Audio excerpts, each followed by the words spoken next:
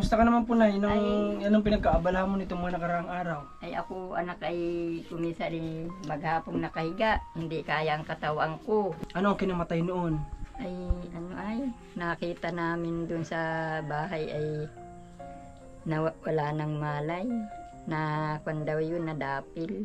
Ano ang naging dahilan? Ba't kayo nag-separate ng asawa mo? Ay matapang anak. Hindi ko kaya ang ugali. Hindi ko kaya. Pero hindi ka naman sinasaktan? Ay sinasaktan ako mga anak.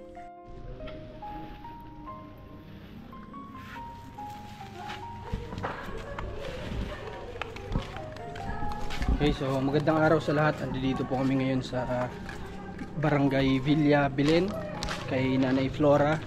At bibisitahin po natin dito sa channel ni Commander ni Marcos. At yung dala ni Rans yung ating pasalubong sa kanya. Nay, magandang araw po. Tuloy, magandang tanghali naman. Oh, Nay, may dala kaming bigas sa'yo. Tuloy ko po kayo. At ayan yung sabi mo nung nakaraan na wala ka. Bigas. Ay, yan mo na lang. Padala ni Commander. Mga anak, salamat. Hindi na bibili pag ano. Kamusta ka naman po, Nay? Ay, ito kay Igi palaan. Kay Igi pa lang, Nay. Saan galing rambutan mo? Ay, dyan sa aking anak. Sa anak niya, dami po mga Nakakabili dyan sa kanila? Nakakabili? Oo, nakakabili. Ay, sige, matanong tayo mamaya. Dami pang bunga, nakakabili. Sige, Nanay. Nanay, malapit ka na magkaroon ng tindahan dito, ah. Oo nga, wala lang nabili. Ako rin. Kamusta ka naman ng ilang araw na hindi kami napabisita, Nay? Ay, walang upo. Anong pinagkaabalahan mo? Okay lang po, Nay. Okay lang. Dito ka, uupo si Hindi, okay lang po. Okay lang. Kamusta ka naman po, Nay? Anong pinagkaabalahan mo nitong mga nakaraang araw? Ay ako anak ay kumisa rin maghapong nakahiga. Hindi kaya ang katawan ko. Bakit? Ay, Kamusta yung pagkaramdam mo nung nakaraan? Pagbisita ko, may sakit ka ngayon. maganda naman. Okay ka naman na ngayon? Okay na ako. Nagtatanim na ako ulit dyan. Yung talog mo pwede ng pag-anihan, Nanay. Oh. Oo na, dalawa. Ano? Pakita Dalawa. natin yung tanim ni Nanay. Ito, oh. May bunga na, dalawa. Oh. Dalawa. Dalawa, oh. Iba talaga pag may tinanim, may aanihin. Tinan nyo na masipag si... pasensya na kayo, sir. Dapat, Nanay, dagdagan mo. Walang bangko. Okay lang po. Nanay, dapat dagdagan mo pa yung talong. Maigit hindi naabutan yung nagtinda nung gusto niya magkutsyon kanina yung yung naalog ako ay sabi ko wala naman akong pambayad. Gusto mo magkaroon ng kutsyon. Pinagda daw siya ng 300. Nanay, 300. At ngayong December ang balik ko na. Ay sabi ko kahit pa wala ako. Sabi ko. Wala pa ako ngayong pira. Sabi ko saka na lang. Okay. Sabi ko. Gusto mo magkaroon ka dito ng foam na higaan.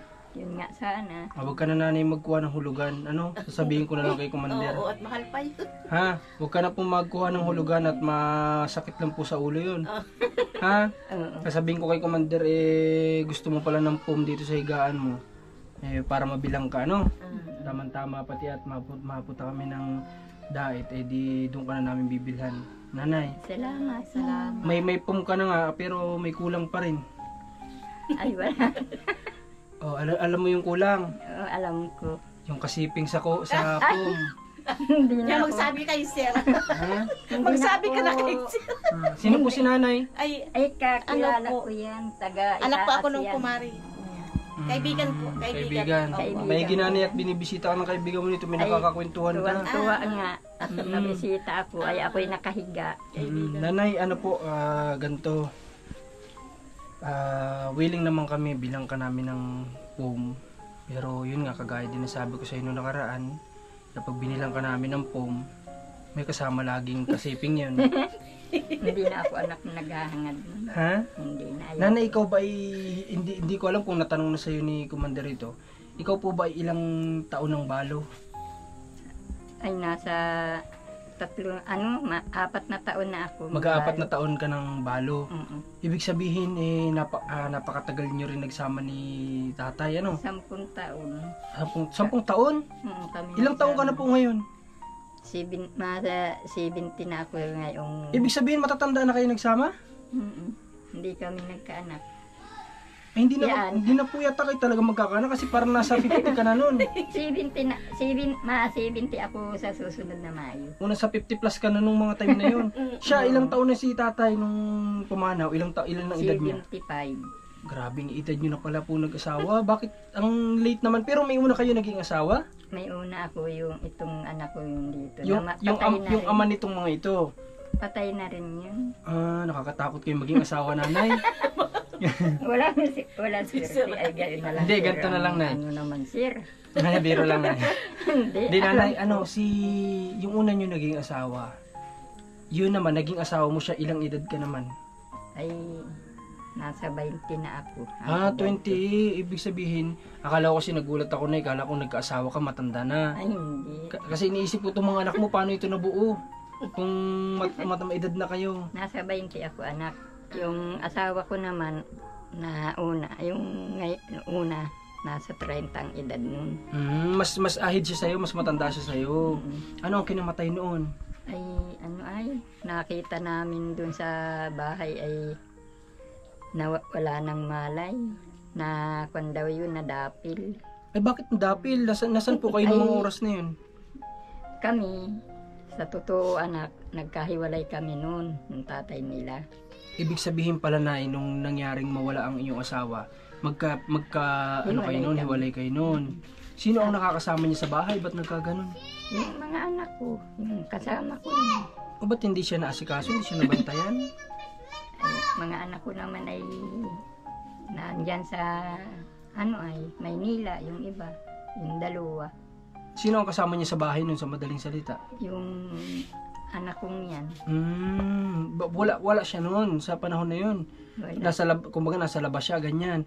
Tapos sino nagbisita? Yung pagbalik ng anak mo, siya nakakitang una o kasama ka na?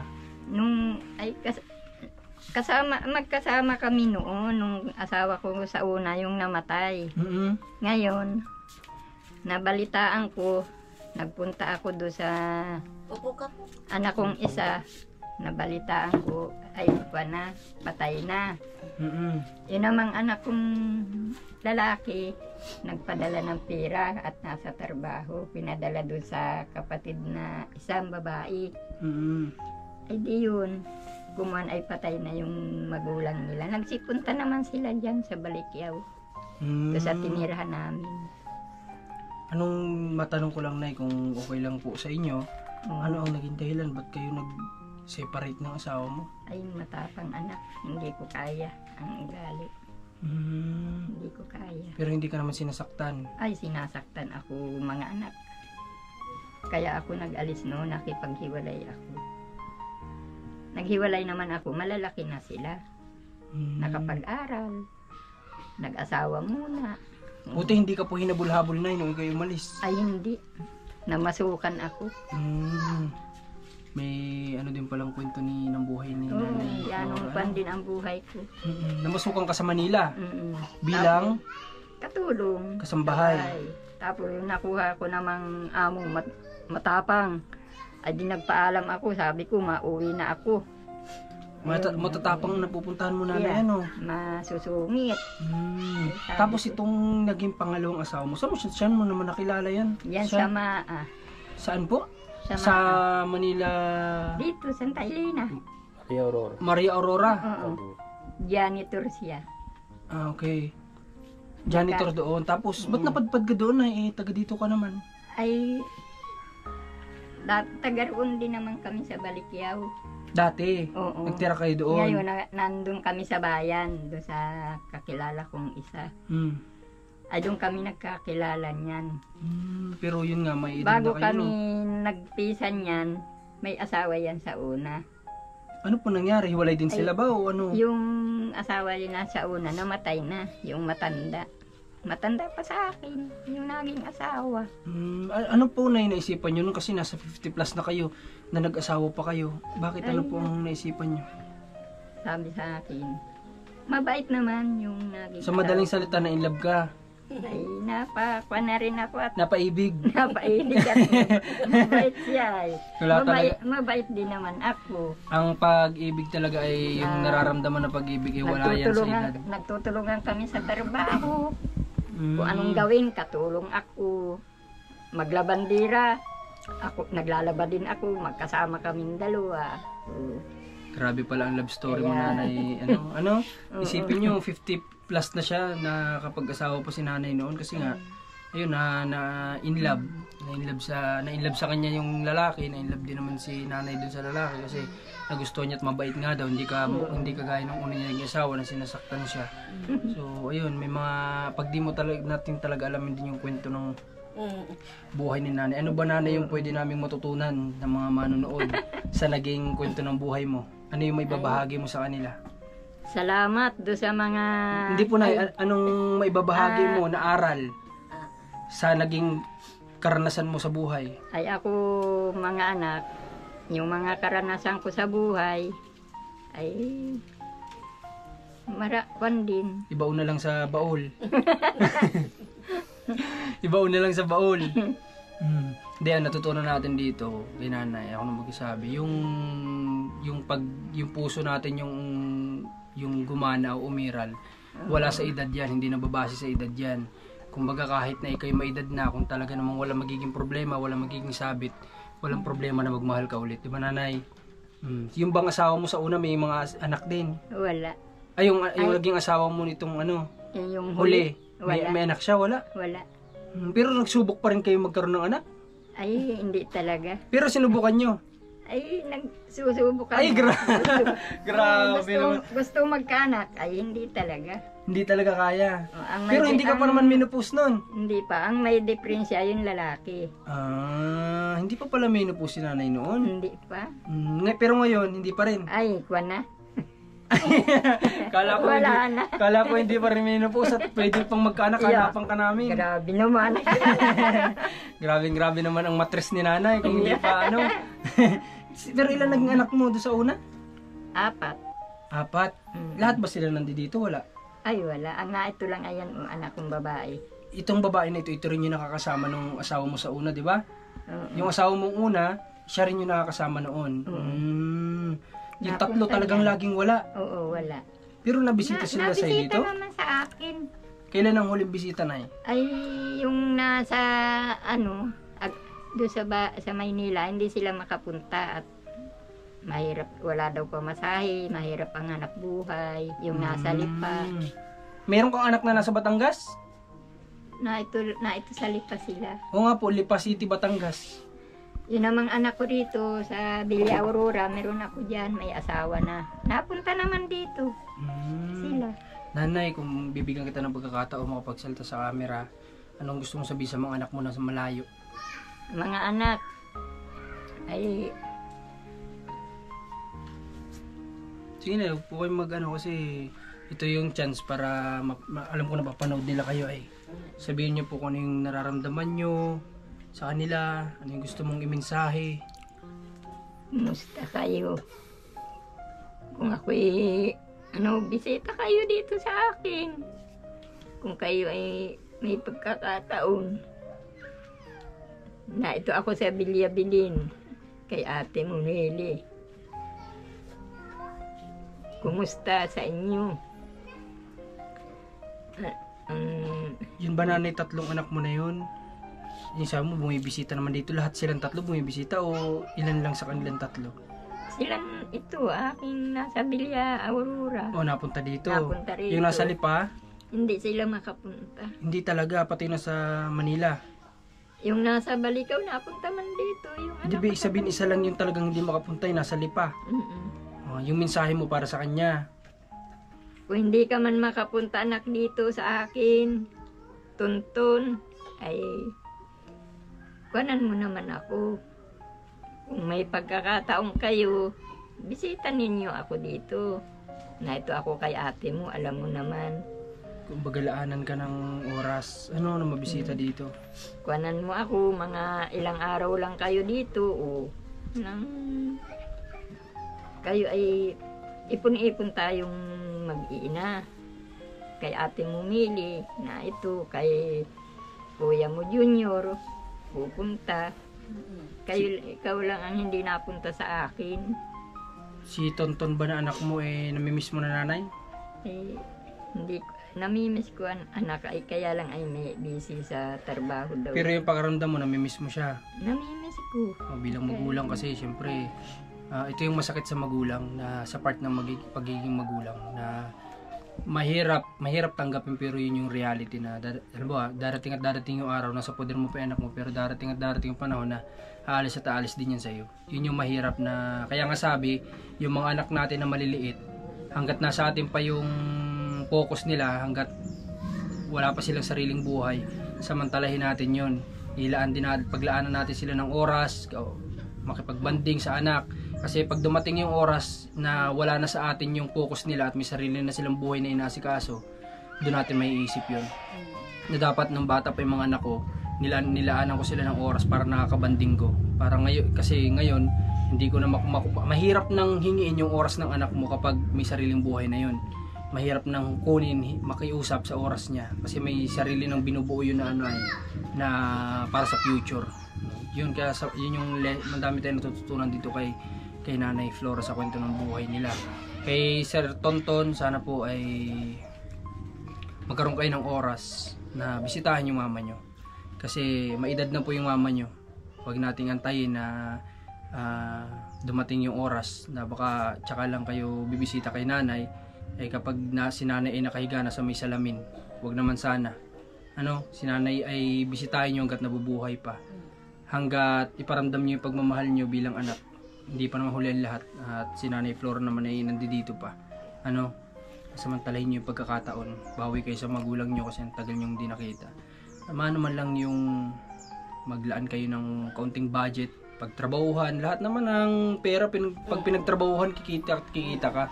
Kilos lang tayo para nang sa ganun magkaroon tayo ng pera na ipamasahe at mabisita si Nanay Flora.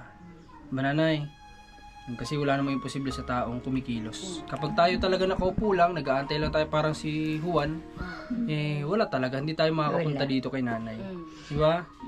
Kilos tayo ng doble. Kumbaga yung kilos natin ngayon na yung kinikita natin sakto lang sa pamilya, didoblehin natin yung kilos para na sa ganun yung idinoble natin, yun naman yung pang natin kay nanay. Diba, nanay? Okay, so ayaw mo talaga ng asawa? Ayaw.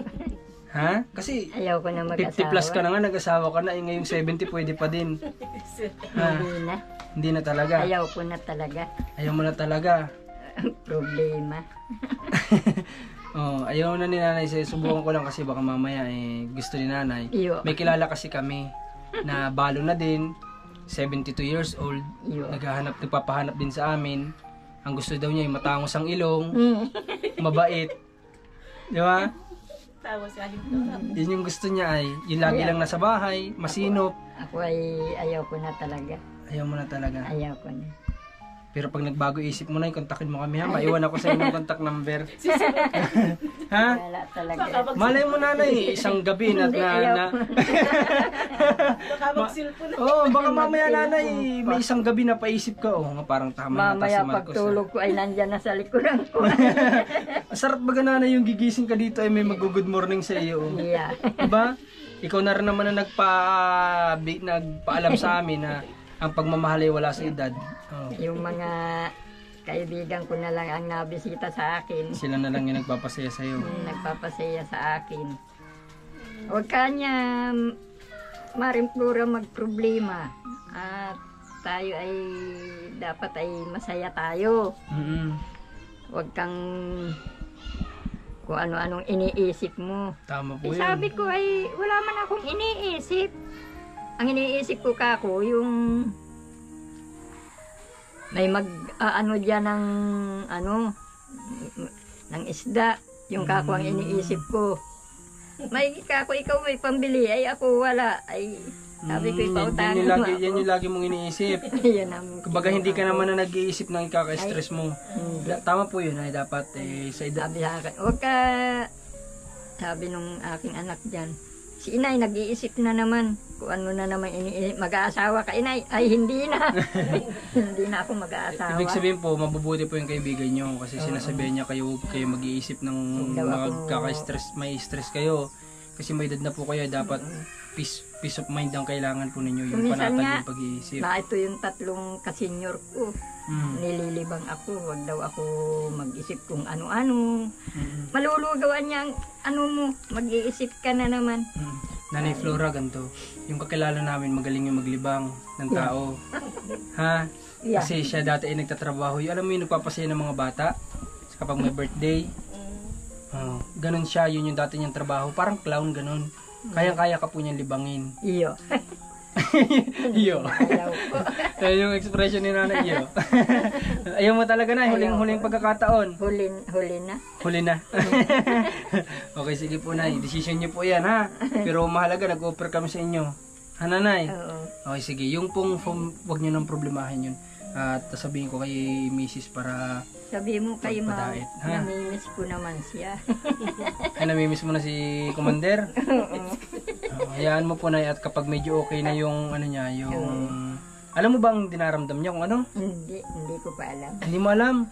Ayon ng doktor, walang galaw-galaw talaga. Kahapon nga nagpumilit pa rin. Pinuntahan niya yung tinutulungan niya sa Alayaw. Yeah. Dinahandahan ko na lang ng patakbo para nang sa ganun Ay, huwag naman muna siya mag-alis. Opo nay. Baka siya mabaynat. So yun nga, sabi ko kanina kay nanay, iba-iba naman kasi ang definition ng biyaya ng Panginoon sa atin. Merong sa iba yung kayamanan, pero sa akin, ang pinakamalaking biyaya ng Panginoon ay yung magkaroon ng supling, pangalawa yung masayang pamilya. Yun lang, yung magkaroon ng pera, sasakyan, mag-arang bahay, ano na lang yan, pang ilan na lang yan, pero yun yung tsaka yung pangatlo, yung hindi nagkakasakit yung pamilya ko. Yun yung mga pagpapala na para sa akin ay talagang napakalaki, no? Yung hindi kami nagkakasakit. Sa iba kasi, iba-iba naman kasi yung ibang tao, ang malaking biyaya para sa kanila, yung magkaroon sila ng kagustuhan nilang sasakyan, kagustuhan nilang tahanan na malaki, kagustuhan nilang magkaroon ng milyon-milyon na pera. Magkakaiba naman. Okay, sige po nay, at titingin ako sa motor ko, baka may pera pa ulit. Titingin ako at bibigyan ulit kita ng pang para makabili ka ulit ng isda. Makabili ako ng isda. Okay, para makabili ka ulit ng isda. Merinda lang kung Okay, tinapay man lang. Sige nay. Isang tol mo parang ang tagal na niya na yan.